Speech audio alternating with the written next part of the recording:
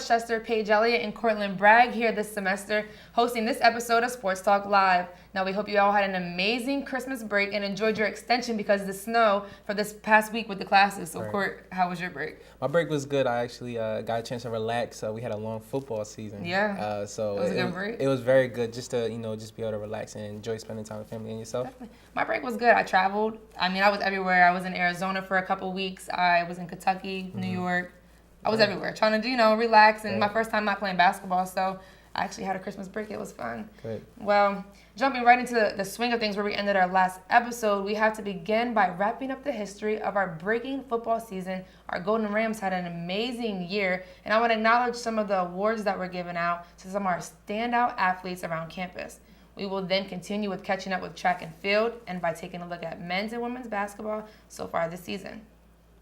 As everyone should know, by this point, the Rams Storybook 2013 campaign came to a close in the national semifinals on December 14th with the 42-14 setback for the Rams, losing to Lenore Rhine in Hickory, North Carolina. The Golden Rams set a new school record for wins in a single season, going 13-2 this year. As a result, we ended up ranking 4th in the country by the AFCA poll. Now, Court, this was the first time since 2008 that you guys were ranked. Right. I mean, you guys had an amazing season. Everything that you guys won so far was 13-2. Yeah. I mean, how does it feel? Well, one of the big things is in the beginning of the season, we have media day, and I remember our coach in the beginning, he was saying how we had no reporters, not one. Everybody was gathered there at Bloomsburg University and Shippensburg. So, and we were also picked 4th. So you weren't even getting any looks. No love, no looks. And, we shocked the nation, shocked our conference. People weren't expecting Nobody. And it was just, it was amazing that we really were the underdogs. And, we went 10-0. We were on a winning streak, and we avenged our loss against Bloomsburg University, which was a phenomenal game that we everybody, if you remember that one, that was crazy. And so it was an amazing season. Got to play on national TV, ESPN3 against Lenore Rhine, and it was just a great season. Well, I mean, you guys did great. I mean, I'm looking forward to see what's going to happen next year now because everybody's on their toes, wondering, this is a nationally ranked team now. What's going to happen next? Right. So, we'll see. We'll be losing Rondell White, who's big, set off to go to the NFL, in hopes of. So, it's really interesting what's going to happen. Well, coming off this amazing season, we want to recognize a few athletes on their achievements this season. Well, speaking of Rondell White, I'm going to start off with his breaking season. Now, this is going to be a mouthful, so bear with me because his postseason respects just keep on rolling in. He was awarded AFCA All-American, All-PSAC East, First Team All-Super Region 1, First Team All-AP Little American, All-ECAC Player of the Year, Offensive Player of the Year, which was huge. The Maxwell Club's 13th Brian Westbrook Tri-State Player of the Year, and also a Don Hanson Football Gazette All-Super Region First Team finalist as well for the Heron Hill Trophy. I mean, gosh, that was I started messing up at that. And that was so much. Court, I mean, he was all over the place. Yeah, that was a mouthful. And we have some more stats to run by you.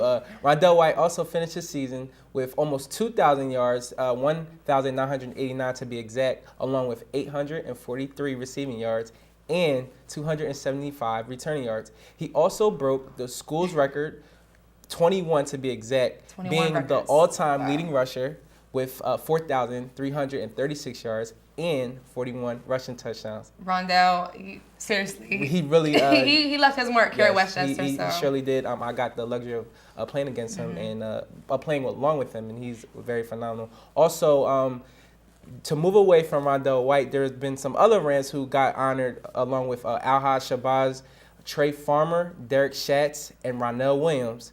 They were also named All-American by the Don Hanson Football Gazette.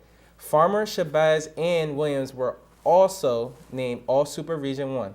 Well, speaking of Williams, also, he racked up honors himself. He also posted team-high 110 tackles this season. He intercepted a pair of passes, racked up 9.5 tackles for a loss, and sacked the quarterback 3.5 times. Williams also led the team with 60 solo tackles and forced a fumble. He was named an All-ECAC Defensive Player of the Year, which is another huge award that was awarded to him in Delhi as well. And he was also a finalist for the Cliff Harris Award.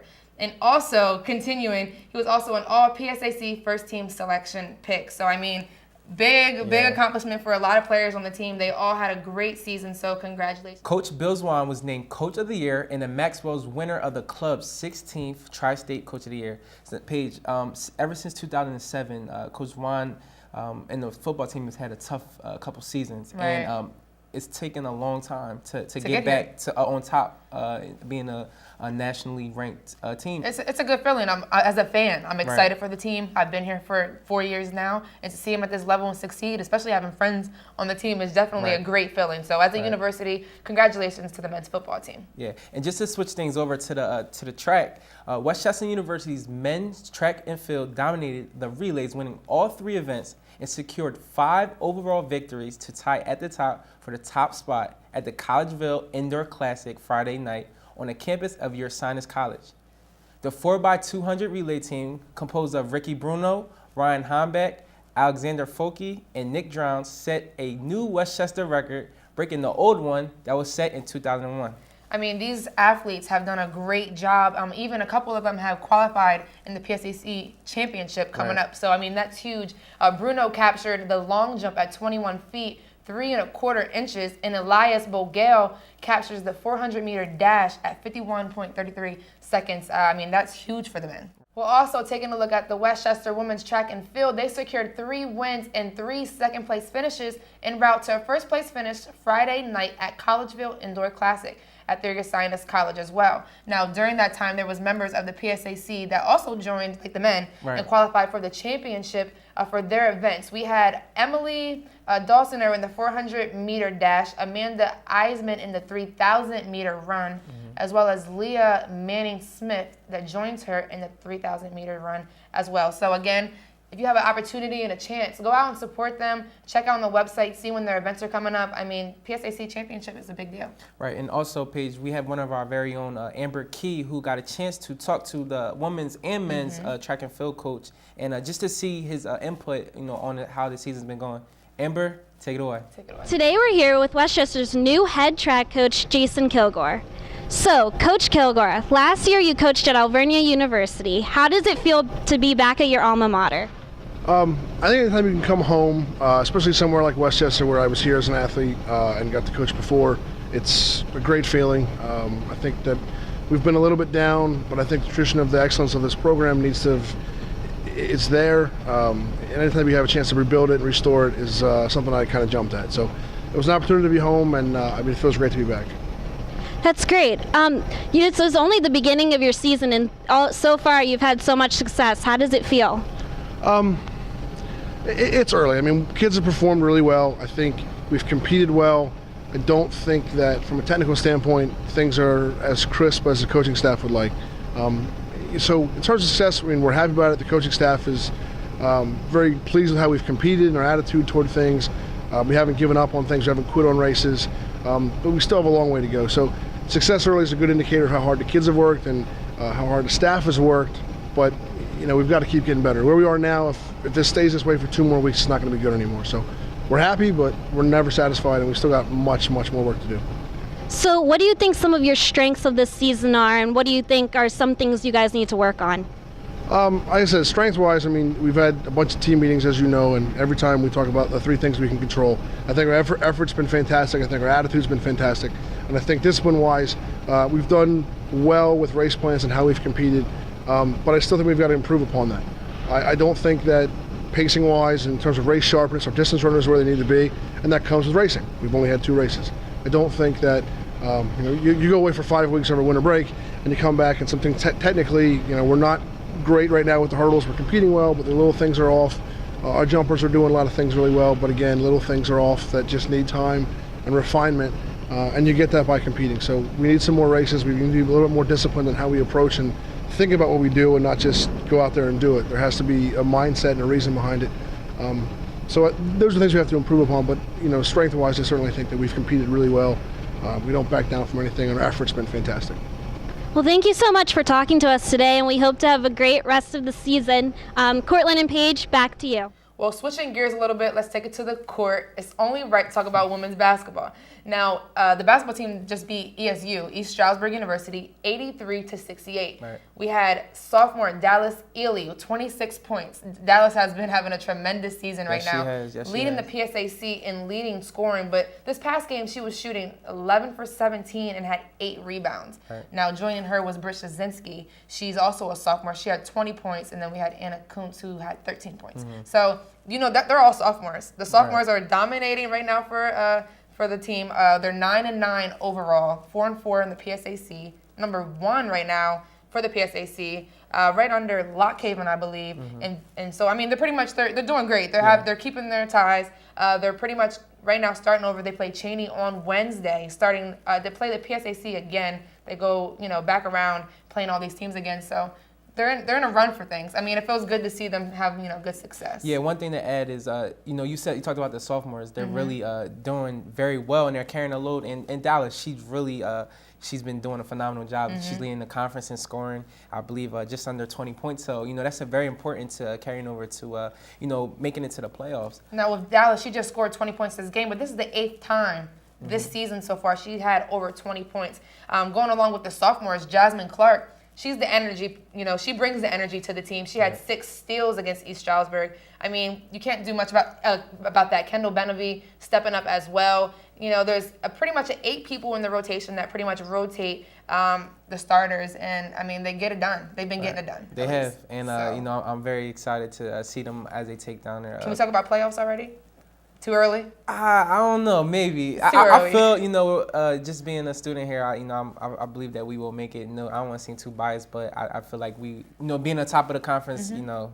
I got a good vibe. Yeah, I got a good vibe about it. So let's switching over to men's basketball. Let's see. They had a loss. Tell me about it. All right. Yeah. So the men's, they got opportunity to play a nationally ranked East Stroudsburg University team, number 6 to be exact, and it was a very packed crowd. Actually sold out. East Stroudsburg had their their crowd in Westchester, but Westchester, you know, they had a tough time. They had to try to come back from a 22-3 run that East Stroudsburg had, and you know, that's very tough.